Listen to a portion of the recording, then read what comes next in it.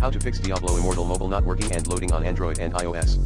1. Restart your phone. 2. Clear Diablo Immortal Mobile's cache data. 3. Change your network type to improve your internet connection. 4.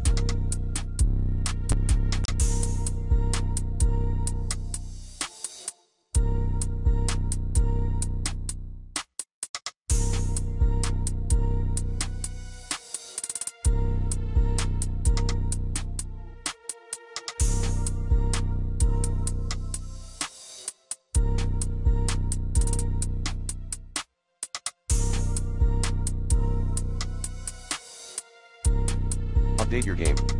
5.